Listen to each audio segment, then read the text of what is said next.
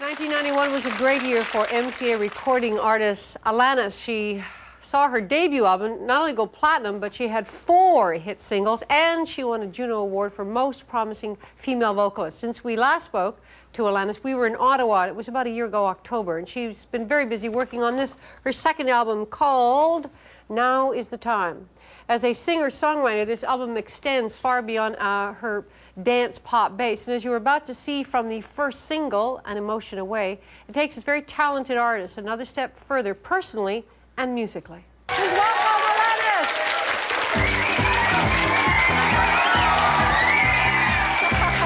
I think I like it. Good, thanks. This is a long way from You Can't Do That on TV, huh? Oh, yes. We weren't going to mention that, remember? Oh, why not? That's one of our favorite shows in our house. Yeah, You Can't Do That on TV. It's a great kid show. It was so fun doing that. Yeah, that's sort of your start in television? Yeah, my first acting / television thing, really, yeah. You were? I was 12, 11 and 12, 2 years. Boy. What made you decide, or how did you get the break to get into singing from that? What was the, for everybody when you look back, there's that little turn around the corner that happens for you. Yes, I think it happened when I was 9. I was writing songs, and a friend of the family named Lindsay Morgan recorded a song for me that I had written, and when I went to visit him the next time, I just had to lay down the vocal tracks, and I released that record when I was 10 across Canada. So that was my first start right there. That's got to put you somewhere in the Guinness Book of Records. I mean, 9 and 10. No, Michael Jackson started when he was really little. Well, like I said, you're in pretty good company with Michael Jackson. Oh. That's very rare for someone to start so young. I guess I loved Olivia Newton-John when I was little, and I loved music ever since I was really young. So it was something that I wanted to get started right away. What was the song that was recorded that you wrote when you were so young? I mean, what I want to know some of the lyrics. Do you remember that? Lyrics, yeah. It was called Fate Stay With Me, and it was about sort of a love story. It was basically creative writing. 9 years old? It was creative writing. I had no experience in the love life area, obviously. Well, no, but I mean, I think when I was 9 and 10, I had big crushes on people, and if you're pretty dramatic, you can sort of imagine that kind of stuff. Exactly, you said it. I have to tell you something, that this is a classic story to illustrate the difference between men and women. We were sitting at our meeting this morning, and we were talking about you because you've been on the show in October, right? Yeah. And the women said, oh, you remember, she was such an extraordinary dancer. She was just incredible. You know what the guys remembered? Remember that black leather thing she was wearing and how... Not wearing black leather now. But you had that extraordinary outfit. In fact, didn't we have your designer on the show because we met you? That kid that did those just amazing leather things that are, we're talking wild stuff. Yes, it was. I noticed you changed, or just for this video? This video, I think I just sort of let things get more natural and be more true to myself, I guess.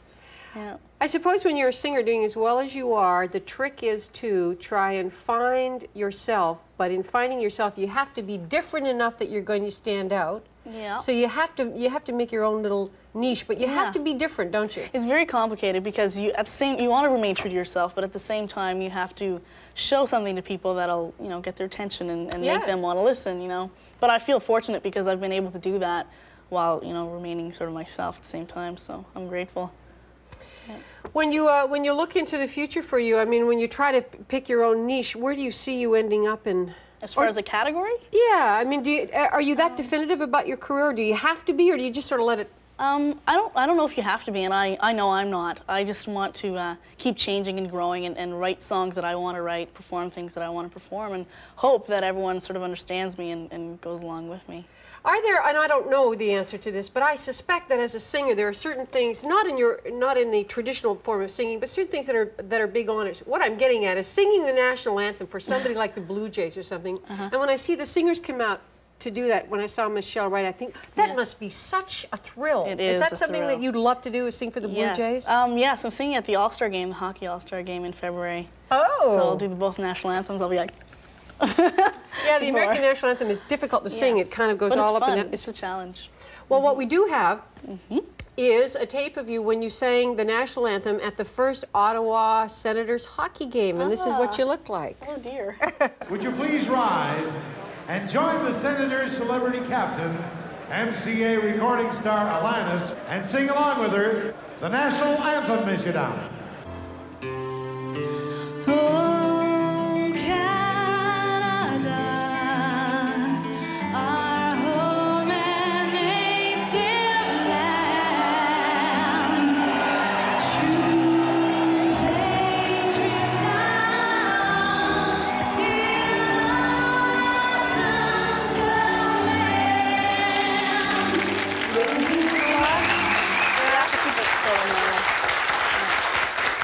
said it's nice that at least I like it. It's interesting when singers do the national anthem because some of them really change it and it gets, and then there's always a bit, well, I didn't like the way they did it, or I didn't. I like it just sort of the traditional. And you stuck with the traditional thing. Yeah, I wanted to sort of have my own little style to it, but you have to sing it the way it was originally written to a certain extent too.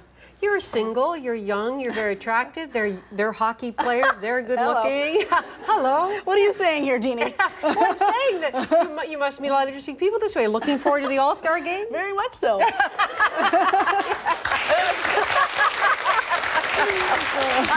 Are you dating any sports people yet? No. I'm far too busy. Yeah, I imagine it's got to be a tough life, but theirs is tough. It'll work out. Yeah, it'll work out. I've already got a plan. With your support.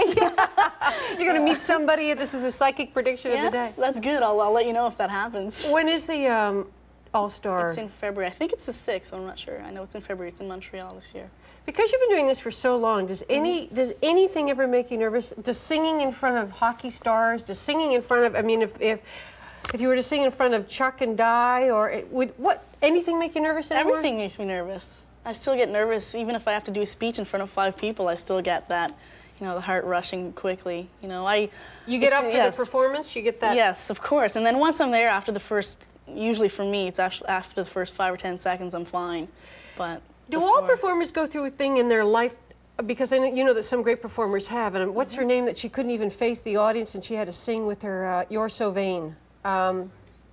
Carly Simon had to stop performing because she got such a bad case of stage fright. Yeah. Do all performers go through a time in their life where I can't do this, I can't do this? I think, well, for me anyways, I don't think it's ever gone away, and I don't know if it ever will. And I think maybe that's a good thing because it's that nervous sort of reaction that gives you the adrenaline rush when you get up on stage wherever you go. Yeah, I think that's good, and I think you're right that I think all good performers need to get up for the show or get that little thing going. But there's a point where some just get so freaked out that I don't know why that is. I wish I could find an answer to that because it would probably help a lot of people, including myself. Geez, if you find it really bad, we could make millions. You could, exactly. help for stage fright of the worst degree. Read some good books about that one.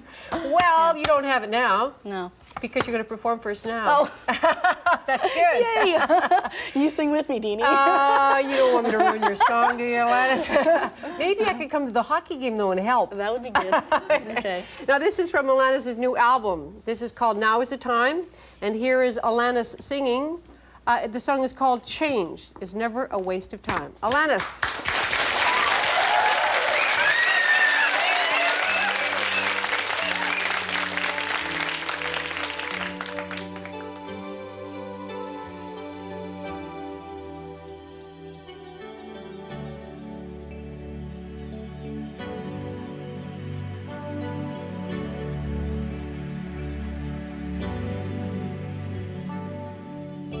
I know there's a reason you're forcing a smile. You hide what you're feeling, and you have for a while. I can tell that you're falling, and you feel that you can't go on. But a new day is coming, and you'll see that the feeling is gone. No, you're not the only one who has a lot to overcome. When the time has come and you move on, 'cause you've been crying for too long. Sometimes life is so unkind. Change is never a waste of time. I know how you're feeling. I've been there before. The hurting is something much too strong to ignore. Don't be waiting for someone who can take all your fear away. When there's no one to listen,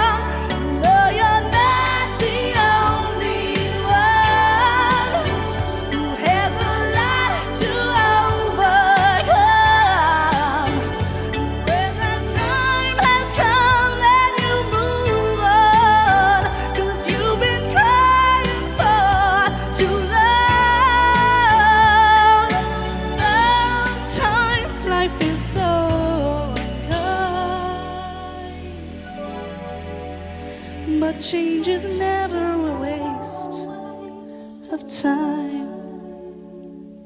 It's never a waste of time. It's never a waste of time. No, it's never a waste of time. It's never a waste of time.